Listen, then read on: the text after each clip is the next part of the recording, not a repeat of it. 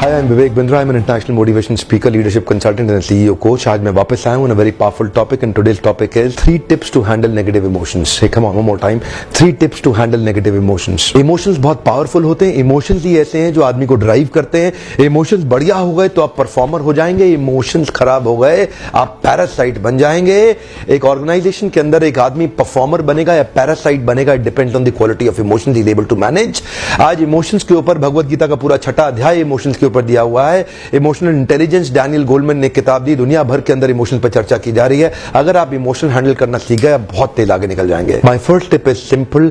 Every negative incident has a positive intent. Every negative incident has a positive intent. So which means if you understand this first tip कि हर एक negative incident में कुछ ना कुछ positive intent है. So the new philosophy is complain is a gift, negative emotion is also a gift. Since complain is a gift and negative emotion is also a gift, every gift doesn't come wrapped on your way. One more time, every gift doesn't come wrapped on your way.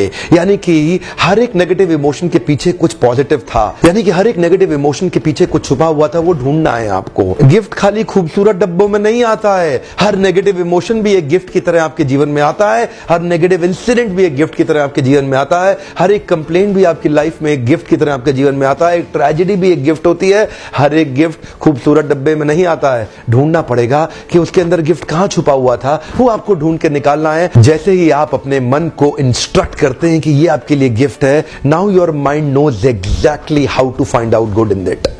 Because when you change the way you look at the things you look at, they change. When you change the way you look at the things you look at, they change. Now your mind exactly knows what to find out in this incident. Imagine the kind of poor performance you are giving in your life when you are operating at the same level of negative emotion. Imagine you are performing far below your potential. Why? Because you are operating from that same level of existing negative emotion. Imagine if you shift your level of negative emotion into a positive emotion, how much more potential can you explore? आपके पास इतना potential है लेकिन आप उसका इस्तेमाल नहीं कर पा रहे. Why? Because your performance depends on your emotion. आपका performance हो सकता है performer हो जाए, हो सकता है parasite बन जाए, depending on the kind of level on which you are operating. कौन से emotion के level से आप operate कर रहे हैं, बहुत महत्वपूर्ण है. So my question is, what is the real message this negative emotion and negative incident giving to you? Mindset ठीक होता है तो skill set ठीक होता है. It is a belief shifting exercise. इस मॉडल में देखें आप, ये नीचे आपका बिलीफ है, ऊपर आपका बिहेवियर है. नीचे आपका माइंडसेट है, ऊपर आपका स्किल सेट है. अगर नीचे का हिस्सा गहरा, मजबूत और ताकतवर हुआ तो ऊपर का हिस्सा अपने आप ठीक हो जाएगा. इसीलिए नीचे इन्फ्लुएंस करना बहुत महत्वपूर्ण है. Therefore now you need to redevelop your mindset. Reorient करना बहुत जरूरी है. You have to rethink again about the same emotion. Take a rebirth if you're able to do that. Reinvent करना है, रिफॉर्म करना है, रिफ्रेश करना है, अपने आप को रिवायर्ड करना है. Change yourself. Come on. Every emotion has a message. Hey come on. Every emotion has a message. What message is it giving to you? That's an important thing. And how do you shift yourself during that time? Now I am coming to my second point. Identify 3 positive messages in this emotion. Identify 3 positive messages in this emotion. There is a template in front of you. Write down in this negative incident, what are the 3 important messages is this incident giving to you? Remember my statement, every negative incident has a positive intent. Imagine how powerful you're going to become when you start finding out the greatness in your existing negative incident. My third point is very powerful. It is about action plan. It is about massive action plan. So my third point is, motions in physiology impact the emotions of psychology. One more time.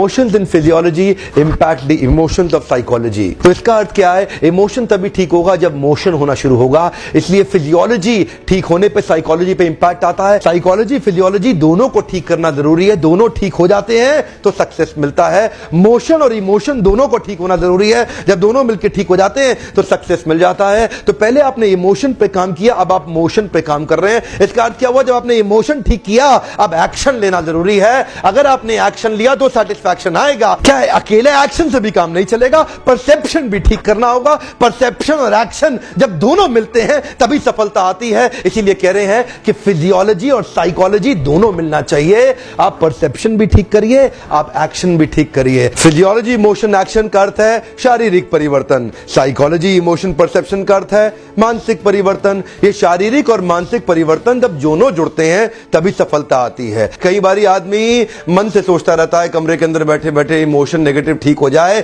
Negative emotion को handle करने के लिए दोनों का परिवर्तन जुड़ना बहुत जरूरी है।